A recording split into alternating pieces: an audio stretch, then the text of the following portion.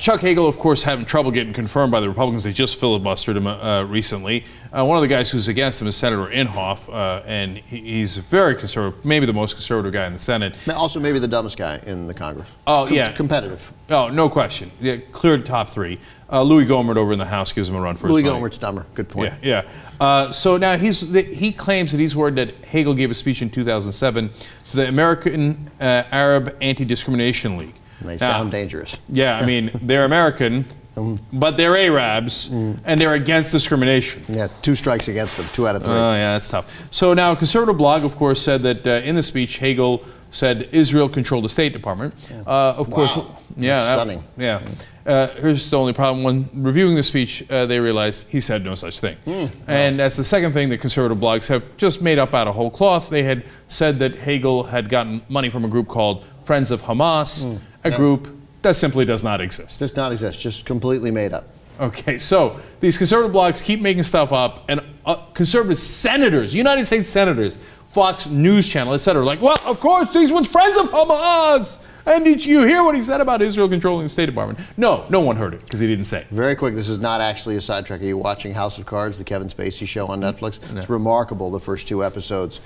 They do this. Kevin Spacey torpedoes the nomination of someone who was picked over him for Secretary of State by finding something vaguely pro-Palestinian that was on the editorial page of his college paper when he was the editor of the paper, and they turned it into something that he wrote, and it torpedoes him, and all of a sudden they get the Anti-Defamation League involved, and it's done. They were so prescient when they wrote this months ago, and now it's happening. No, 100% right. So since they don't have anything on Hagel, what are they going to do? They say, well, look, he talked about cooperation with Iran on the issue of Afghanistan, but we want that cooperation. When we invaded Afghanistan back in 2001, we did cooperate with Iran, and it helped us tremendously because Iran also hates Al-Qaeda. I know knuckleheads like Inhofe, that confuses them to no end. But Iran is Shia, Al-Qaeda is Sunni, they've hated each other forever, and Iran had a lot of issues with the Taliban in Afghanistan, so we cooperated in our operation. Isn't that great? That at least we have some cooperation with the Iranians to our mutual benefit? Look at a map and tell me you don't want Iran's cooperation with Afghanistan. That's the problem, they've never looked at a map. He said maybe we should reopen a consulate so we could have a conversation with the Iranians. Treason. Oh my God, a conversation? What kind of a crazy guy is this? So, all right, so they've got absolutely nothing on him. But Inhofe told Foreign Policy's Josh Rogin that because of Hagel's soft stance on Hamas, remember, he does not have a soft stance on Hamas. No one does. Okay, etc. No, that's not quite right, because we might have found someone who does. That's right. Yeah. He said he is likely to vote against Hagel's confirmation. So fascinating, because we find some quotes, or at least Salon does, from 2006 from, of all people, Senator Inhofe. And here's what he said. Hamas has done some good things, even as a terrorist group. That's 2006. But that's not quite fair, because Hagel's comments, which he didn't say, were in 2007. So this 2006 is like ancient fucking history. 2007, that's like happening right now. So if Hagel had said that, oh boy. Now, that's not all. Also, Inhofe said, Hamas is like the Salvation Army with loaded guns.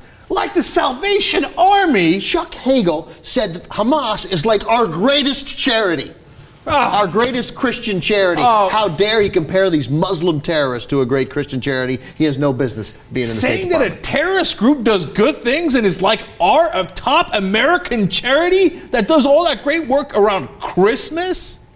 Okay, Senator Inhofe. And then Senator Inhofe also said about the elections, the Democratic elections, that Hamas did win. Quote, I would prefer that they not have won, but I don't think it's the end of the world. So the terrorists are in charge, and I guess you think it's no big deal. I love that we find things that a crazy person said that we would have thought in 2006. Hey, look, Jim Inhofe said some things that aren't nuts. Right. But he, of course, now, if anyone else had said those, he would treat them as nuts. And my favorite quote is actually from Alex Seitz-Walt, who wrote the article for Salon, saying, quote, in other words, using his current standard, Jim Inhofe might have a hard time voting to confirm Jim Inhofe. That's exactly right.